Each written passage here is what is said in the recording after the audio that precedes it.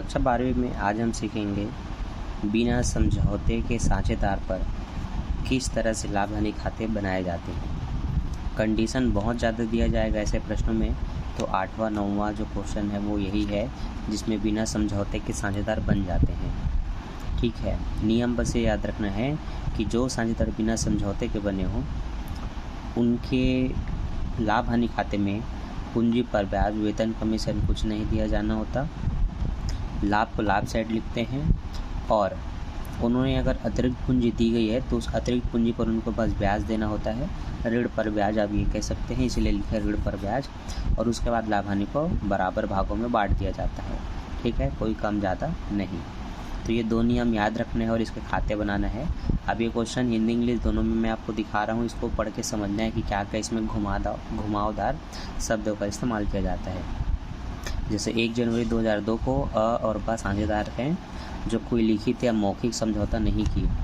को न लिखित हुआ न मौखिक हुआ, बस काम करने भीड़ गए दोनों एक साथ। उन्होंने क्रमशः 40 और 10,000 रुपये की पूंजी लगाई। ए ने 1 जुलाई 2002 को 5,000 रुपये का ऋण दिया। ठीक है, ये जो पहला व्यक्ति 40,000 लगाया है उसने बाद में ऋण में और दे दिया 5,000। ए का 1 मई को एक्सीडेंट हो गया, वह 30 जून तक तो 1 मई को एक्सीडेंट हो गया और 30 जून तक व्यापार नहीं कर सका। 31 दिसंबर 2002 को समाप्त होने वाले वर्ष का लाभ है 16,800 रुपये। ये दावा करता है कि उसे उसकी पूंजी और ऋण पर 10% ब्याज दिया जाना चाहिए या मिलना चाहिए। दूसरा है लाभ वितरण पूंजी के अनुपात में होना चाहिए, क्योंकि उसने ज़्यादा पूंजी लगाई हो तो उसको लाभ ज़्यादा मिलना चाहिए, ऐसा वो कह रहा है। बी दावा करता है कि पूंजी और ऋण पर 6% ब्याज दिया जाना चाहिए। लाभ का वितरण समान अनुपात में होना चाहिए। उसे एक ही अनुपस्थिति की अवधि का 200 रुपये प्रति माह का वेतन मिलना चाहिए। कानून के अनुसार लाभ हानि खाता बनाकर समस्या को हल कीजिए। ऐसे ये क्वेश्चन होंगे और ऐसा ही आपको बोला जाएगा। तब ऐसे क्वेश्चनों में क्या करना है मैंने आपको बता दिया है। पूंजी पर ब्याज नहीं देना है और अतिरिक्त पूंजी या ऋण दी है उन्होंने, जैसे कि 5,000 दिया है, उस पर ब्याज देना ज़रूरी होता है। जो कि कौन से नियम और प्रावधान से दिए जाएंगे वो भी मैं आपको आगे बताऊंगा। ठीक है, तो ऐसे ही क्वेश्चन आपको दिए जाएंगे और ऐसे क्वेश्चन 2-3 को बस है, ये आपको बनाना है। अब एक क्वेश्चन मैं आपको बना करके बताता हूँ, तो आप भी पेन कॉपी निकाल के मेरे साथ बैठे और मेरे साथ साथ बनाइए। लाभ हानि नियोजन खाता तैयार करना है, परंतु टॉपिक है आपका बिना समझौते के साझेदार, इसलिए वो शब्द आपको याद रखना बहुत ज़्यादा ज़रूरी है। ठीक है, क्योंकि यहाँ पर जो भी व्यवहारों की अभी हम एंट्री करेंगे वो उस नियम के अनुसार है। अब आपको कहीं ये दिखा कि आप भगा के देख रहे हो और लाभ हानि खाता बस इसको लिखा जाता है, ऐसा अगर आप समझ के आगे बढ़ गए तो फिर हो सकती है दुविधा हो। इसलिए वीडियो को पूरा ध्यान से देख लेंगे। 5 मिनट 10 मिनट पूरा देखने से आपका समय वेस्ट नहीं होगा, सीखने को मिलेगा आपको। तो ये जो मैं खाता बना रहा हूँ मेरे साथ साथ अगर आप बनाते हैं तो बहुत ही बेहतर होगा। साथ में बनाने से आप और बेटर तरीके से सीखते हैं। जो टीचर आपको पहले समझाते हैं और बोलते हैं उसके बाद नोट कीजिए, आप उनके भी बातों को ध्यान दीजिए। पर मैं अगर कह रहा हूँ कि मेरे साथ साथ बनाइए तो इसको भी ध्यान दीजिए। ठीक है, सभी टीचर एक जैसे नहीं पढ़ाते, सबका अपना अपना एक तरीका होता है पढ़ाने का। ये मेरा तरीका है कि मैं साथ में बनवाता हूँ, सिखाता हूँ। ठीक, चलिए, तो यहाँ पर मैंने बताया था आपको इस क्वेश्चन में ध्यान ये देना था कि कितने रुपए का लाभ हुआ। आप वीडियो को अगर थोड़ा पीछे करके देखेंगे तो आपको पता चलेगा वर्ष का लाभ था 16,800 रुपये। उसी को हम शुद्ध लाभ कहते हैं। और उससे पहले यहाँ लिख लेते हैं विवरण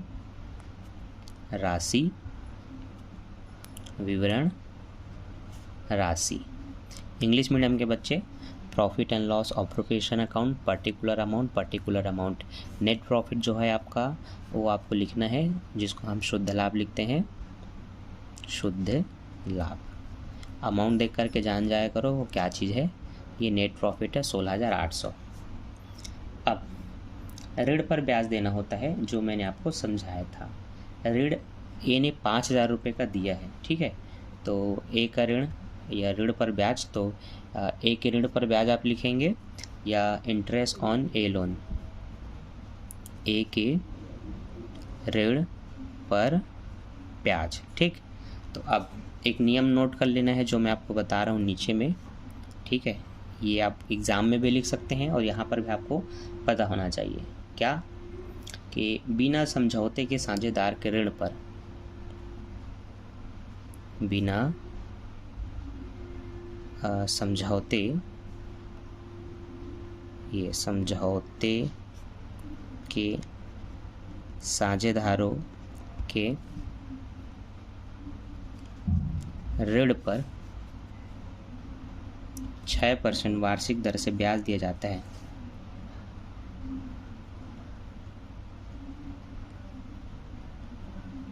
ठीक है, 6% वार्षिक दर से ब्याज दिया जाता है। साथ ही साथ ये काउंट किया जाता है कि वो कब या किस तिथि को दिया गया। ठीक है, जैसे कि मान लेते हैं किसी व्यक्ति ने जून में दिया, अब उसका पैसा जून से लेकर के वर्ष के अंत तक गिनेंगे तो जून, जुलाई, अगस्त, सितंबर, अक्टूबर, नवंबर, दिसंबर, 7 महीने हो रहे हैं। किसी ने जुलाई में दिया होगा तो 6 महीने होगा। तो जिस तिथि को दिया गया है उस तिथि से अंतिम तिथि तक हम उसको काउंट करते हैं, जब वर्ष के अंत में हमें पूरा पैसा या ब्याज लौटाना होगा तो उतने तिथि तक का हम उसको ब्याज देंगे। तो इसमें लिखा था 1 जुलाई 2002 को 5,000 का ऋण दिया ए ने, तो जुलाई, अगस्त, सितंबर, अक्टूबर, नवंबर, दिसंबर 6 महीने का निकलेगा। तो आपको यहाँ ब्रैकेट में दर्शाने के लिए लिख लेना है कि 5,000 रुपये का ऋण दिया था, 6 माह का अवधि है इसलिए 6/12, और बिना समझौते कि ये साझेदार है इसलिए इनके ऋण पर ब्याज 6% दिया जाएगा, जो कि कानूनन वैधानिक मान्यता प्राप्त है। इसलिए आपको यही करना है, इसमें और कुछ एक्स्ट्रा दिमाग नहीं लगाना है।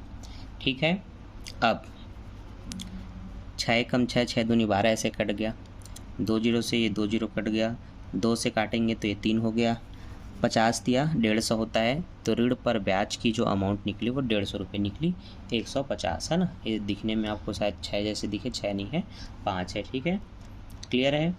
अब ऋण पर ब्याज ही देना होता है, इसके अलावा और कुछ भी एंट्री नहीं करते। अब ये जो लाभ है उसमें से ऋण पर ब्याज को घटाने के बाद जो अमाउंट आएगा उसको बराबर बांटा जाता है, ये नियम है इस क्वेश्चन में। ठीक है, तो आपको लिखना पड़ेगा लाभ हानि को साझेदारों के पूंजी खाते में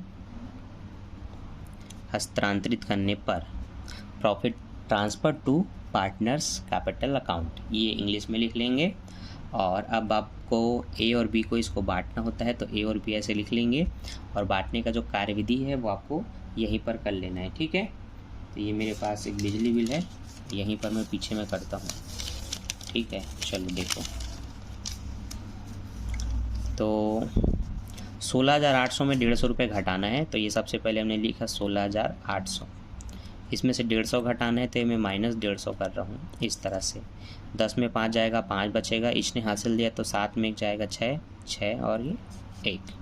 अब इसको चूँकि बराबर बांटना है, बिना समझौते के साझेदार हैं तो इनको हमेशा बराबर बांटना, तो इसको 2 से काट दो, 2 अट्ठे 16, 2 तिया 6, 2 दूनी 4, 2 पंचे 10, 8,325। 8,325 से ही अमाउंट आपको यहाँ पर 2 बार लिख लेना है, 8,325, 8,325।